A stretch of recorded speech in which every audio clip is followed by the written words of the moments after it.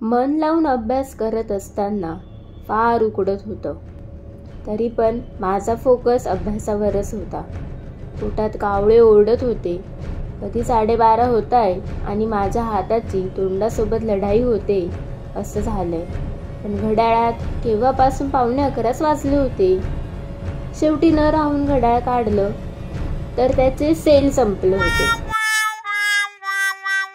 बॅगमधून mobile बाहेर काढला तर वेळ होती 12:25.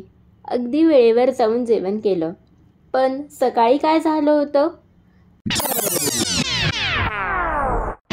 नमस्कार मंडळी, द ॲस्पिरंट एक्सप्लोररच्या पहिल्या लॉंग व्हिडिओमध्ये मनापासून स्वागत.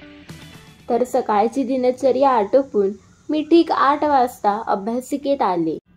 8 ते 10 मी मन लावून फ्रेश माइंडने अभ्यास सुरू केला. नंतर थोडा ब्रेक घेऊन जरा पाय मोकळे केले. 10:30 वाजता पुन्हा माझ्या खुर्चीवर विराजमान होऊन अभ्यास सुरू केला. त्यानंतर कसे बराच वेळ 11:15 वाजत राहिले ते तुम्हाला माहिती.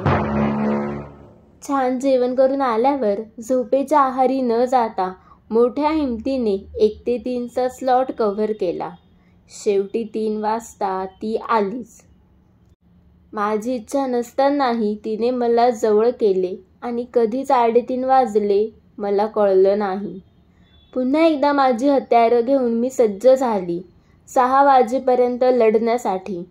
पुस्तकाची पाने चाळत, एक एक शब्द वाचत, मनात साठवत घड्याळाचा काटा 6 पर्यंत पोहोचला आणि मी सुद्धा माझ्या प्रेमाकडे धाव घेतली. संध्याकाळी तो आणि मी, ती आणि मी, ती आणि मी. चहाचा आस्वाद घेत थोडा मनाला आराम देऊन आजूबाजूची गंमत बघून मी पुन्हा एकदा अभ्यासिकेत प्रवेश केला. आता वेळ होती प्रिव्हियस इयर क्वेश्चन्स बघण्याची. आयोगाने कोणत्या टॉपिकवर किती डीपमध्ये कोणत्या प्रकारे प्रश्न विचारले त्यांचा अभ्यास महत्त्वपूर्ण ठरतो. पुन्हा एकदा रात्रीचे जेवण उरकले आणि रिव्हिजनसाठी खुर्चीवर शरीराचा भार टेकवला. तासाभरात दिवसभरात वाचलेल्या गोष्टींची उजळणी केली. सेल्फ ॲनालिसिस केलं.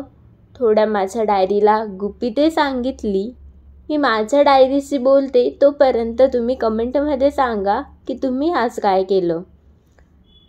त्यानंतर टू डू लिस्टवर टिक केलं आणि माझी बॅग भरून रूमकडे जायचा रस्ता धरला. मी रूमला जाते तोपर्यंत हा पहिला स्टडी व्लॉग तुम्हाला कसा वाटला ते मला पत्र लिहून नक्की कळवा. काय पत्र? नाही ना? अरे कमेंट करा पटापट. मी आवराआवर करते आणि माझ्या दुसऱ्या प्रेमाजवळ जाते. Because sleep is love. Good night. Thank you for watching. Keep studying, keep watching. Bye.